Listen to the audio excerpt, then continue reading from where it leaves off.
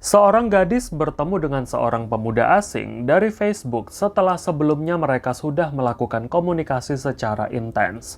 Namun, pertemuan yang diharapkan menjadi kencan pertama malah menjadi pertemuan yang horor, yang mendatangkan penderitaan hingga merenggut hidupnya.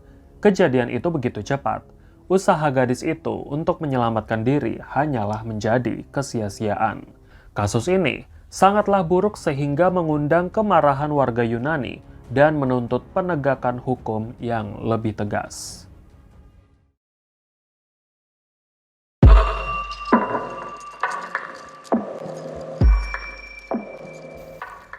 Kali ini, kita akan beralih ke negara Yunani yang belum pernah dibahas pada channel ini. Yunani adalah negara yang terletak di bagian tenggara benua Eropa, yang merupakan tempat lahirnya budaya dunia barat dan terkenal akan mitologi dewa dan dewi yang sangat menarik. Salah satu pulau utama di sana ialah Pulau Rhodes, yang letaknya berdekatan dengan negara Turki. Di sana, kita akan menemukan seorang gadis berusia 21 tahun bernama Eleni Topalothi. Dia adalah anak tunggal dari pasangan Ionis dan juga Kula Topalothi yang dilahirkan pada tanggal 15 Januari 1997. Eleni adalah gadis yang cerdas, menyenangkan dan suka tertawa. Dia juga adalah siswi yang menonjol akan kepintarannya. Tidak heran jika dia sangat disayang oleh orang tuanya. Selain dia fasih berbahasa Yunani, dia juga fasih berbahasa Inggris dan Arab. Sebelum Eleni tinggal di Pulau Rhodes, dia tinggal bersama orang tuanya di kota Athena.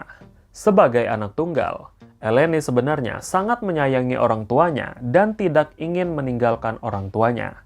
Namun, setelah lulus dari SMA, dorongan kuat untuk mengejar impiannya menjadi wanita sukses dan mandiri mengharuskannya untuk berkuliah dan memutuskan untuk pindah ke Pulau Rhodes dan berkuliah di Aegean University. Setelah pindah ke pulau itu, dia langsung jatuh cinta dengan pulau yang akan menjadi tempat tinggalnya.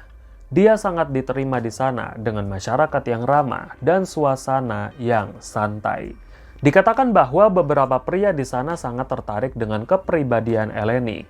Salah satunya adalah pria yang mengirim pesan ke Facebooknya bernama Alexander Luka yang berusia 19 tahun. Alexander adalah mahasiswa yang berasal dari negara Albania.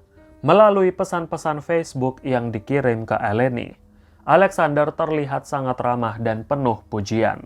Dia sangat memuji-muji penampilan Eleni yang cantik. Alexander juga terlihat menarik secara fisik. Dia memiliki badan yang bugar dan wajah yang lumayan rupawan.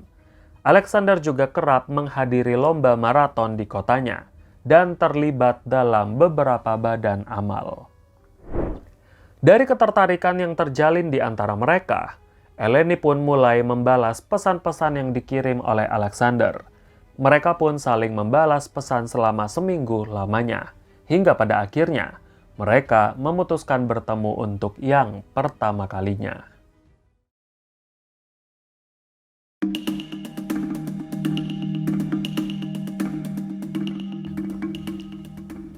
Alexander dan Eleni membuat janji untuk bertemu. Sebenarnya, pertemuan itu hanyalah pertemuan biasa, di mana Eleni hanya mengajak Alexander untuk makan kebab di restoran lokal pada jam 10 malam. Hingga pada akhirnya, Alexander menawarkan untuk menjemput Eleni di apartemennya. Hal itu pun disetujui oleh Eleni. Alexander sudah datang. Dia memarkirkan mobil pick-up-nya tidak jauh dari pintu masuk kompleks apartemen Eleni. Dari tangkapan kamera pengintai di apartemen Eleni, Alexander terlihat bolak-balik di depan apartemennya selagi menunggu Eleni keluar. Hingga pada akhirnya, Eleni menemui Alexander dan dia sempat menerima ciuman di pipi sebelum berjalan menuju mobil pick-up milik Alexander. Tapi, setibanya Eleni di mobil pick-up Alexander, hal yang mengejutkannya adalah mereka tidak hanya berdua.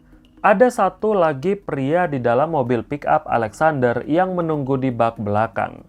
Eleni pun bingung dengan maksud dan tujuan Alexander yang membawa orang lain dalam pertemuan pertama mereka. Pria asing itu selanjutnya memperkenalkan diri sebagai Manolis Kukuras yang berusia 21 tahun. Alexander segera menenangkan Eleni yang merasa tidak nyaman. Hingga akhirnya mereka pun pergi ke restoran kebab lokal untuk membeli makan. Namun, dalam perjalanan mereka malam itu, sebagian besar obrolan mereka hanya memamerkan kekayaan yang dimiliki oleh Manolis. Dia adalah anak seorang pengusaha kaya raya, dan ternyata mobil yang mereka tumpangi malam itu juga adalah mobil Manolis. Alexander juga menunjukkan bahwa Manolis memiliki rumah musim panas yang mewah yang tidak jauh dari lokasi restoran yang akan mereka datangi.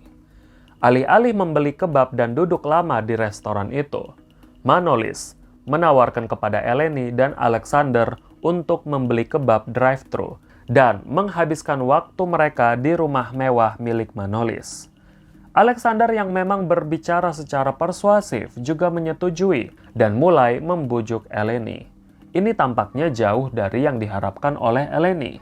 Menyadari bahwa dia berada dalam situasi yang aneh, Eleni kemudian mengirim SMS kepada salah satu sahabatnya, meminta untuk menelponnya 1 jam kemudian. Setelah 1 jam berlalu, sahabat Eleni lalu menelpon Eleni sesuai permintaannya. Namun, telepon itu tidak pernah terjawab.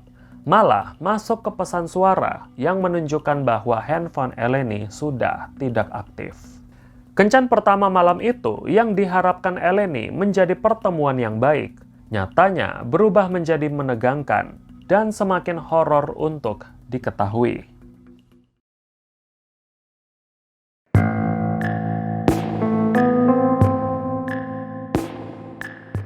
Bergerak maju keesokan harinya, 2 nelayan yang berjalan untuk pergi memancing pada pagi hari menemukan sebuah objek yang menyita perhatian mereka. Mereka pun mengintip dan memperhatikan lebih teliti ke bawah tebing. Rasa penasaran berubah menjadi kengerian ketika mereka menyadari bahwa mereka menemukan tubuh seorang wanita yang terlentang di perairan dangkal di bawah tebing. Mereka pun memanggil pihak kepolisian. Polisi yang menyelidiki tempat itu mulai menganalisa sesuai dengan gambaran yang mereka temukan. Ombak pagi itu sangatlah besar dan air laut masih pasang. Polisi mulai berpikir bahwa jika gadis ini korban tenggelam, pastinya tubuhnya hanyut dan tidak pernah ditemukan. Namun, melihat lokasi gadis yang terlentang di perairan dangkal di antara bebatuan, belum lagi polisi juga menemukan luka pukulan dan sayatan, sehingga dia tidak dapat dikenali. Polisi yakin bahwa sesuatu lebih buruk telah terjadi. Satu-satunya yang dapat dilakukan untuk mengenali ciri-ciri korban adalah sebuah tato mawar di pergelangan kakinya yang sepertinya masih tampak baru. Polisi pun bergegas mendatangi semua studio tato di kota Rhodes untuk menanyakan informasi klien yang pernah membuat tato mawar itu. Polisi pun mendapatkan jawaban. Wanita itu diidentifikasi bernama Eleni Topalothi. Singkat cerita, keluarga Eleni yang sudah mendengar penemuan mayat di bawah tebing di Pulau Rhodes, lalu diberitahu oleh kepolisian bahwa korban adalah Eleni. Dari hasil uji forensik dan otopsi, polisi menyimpulkan bahwa Eleni tidak meninggal karena terjatuh di tebing. Dia juga mengalami beberapa luka parah akibat pukulan dan sayatan pisau. Kakinya pun terikat dengan tali.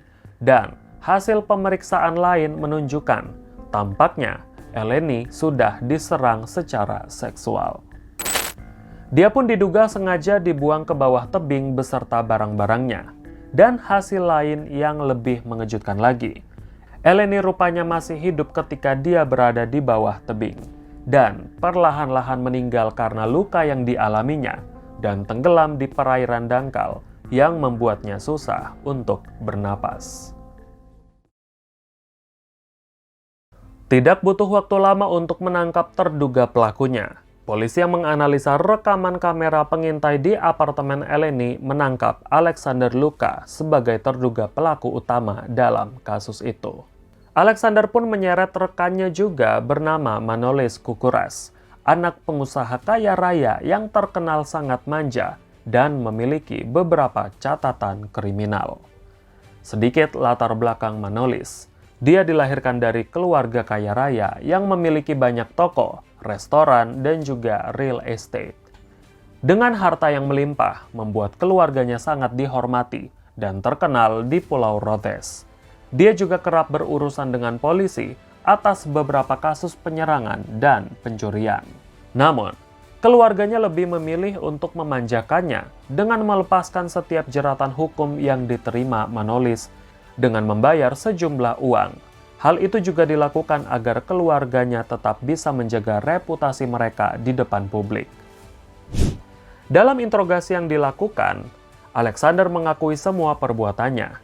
Namun, Manolis, anak pengusaha kaya raya yang manja, tetap menyangkal semua tuduhan dan menyerang Alexander bahwa Alexander bekerja sendiri untuk membunuh Eleni. Dari pengakuan yang dikatakan oleh Alexander, terungkaplah apa yang sebenarnya terjadi pada malam itu. Sesaat setelah mereka membeli kebab di restoran lokal, mereka bertiga lalu pergi ke rumah musim panas mewah milik keluarga Manolis. Di sana, mereka makan kebab dan minum di atas atap rumah sambil menatap indahnya lautan. Tak lama setelah itu, niat mereka berdua terungkap bahwa mereka berdua meminta Eleni untuk memuaskan nafsu birahi mereka. Ajakan mereka berdua ditolak oleh Eleni, yang akhirnya membuat mereka berdua naik pitam dan mulai memukul Eleni serta mencengkeram lehernya hingga pingsan. Eleni yang tersadar mencoba melawan, namun karena dia kalah jumlah, dia pun kembali diserang secara fisik dengan pisau dan setrika. Mereka pun berhasil memperkosa Eleni dalam keadaan tidak sadar. Manolis yang takut bahwa reputasi keluarganya akan hancur akibat ulahnya berusaha untuk membungkam Eleni, dan satu-satunya cara yaitu menghilangkan nyawanya. Mereka lalu membawa tubuh Eleni dengan mobil yang sama. Eleni yang kembali sadar juga sempat meminta mereka supaya membawanya ke rumah sakit. Mereka tidak mengindahkan permintaannya dan melemparnya ke bawah tebing dengan harapan dia akan tenggelam. Namun, Eleni rupanya terjatuh di perairan dangkal dalam keadaan masih hidup. Dia pun meninggal secara perlahan. Setelah kasus ini terungkap ke publik, Alexander secara sah mengakui semua perbuatannya dan menyeret Manolis. Namun, Manolis tetap menolak untuk mengaku dan tidak merasa bersalah atas kejadian itu. Warga Yunani yang mengetahui kasus itu menjadi marah dan menuntut agar pihak berwenang lebih tegas dalam menyikapi kasus itu. Mereka juga menuntut perubahan undang-undang dan hukuman atas pelaku pembunuhan. Tampaknya, untuk kesekian kalinya, keluarga Manolis yang memiliki banyak uang lagi-lagi mencoba untuk melepaskan Manolis dengan bayaran yang sangat besar. Namun, hal itu tidak diterima oleh pengadilan setempat, sehingga Alexander dan Manolis menerima hukuman penjara seumur hidup atas kasus pembunuhan, dan juga menerima hukuman tambahan 25 tahun atas pemerkosaan dan penghilangan barang bukti. Setelah mereka menerima vonis, keluarga Manolis mengajukan banding ke pengadilan yang lebih tinggi atas kasusnya. Tetapi, banding itu juga ditolak dan mereka tetap menerima hukuman yang sama seperti putusan pengadilan sebelumnya.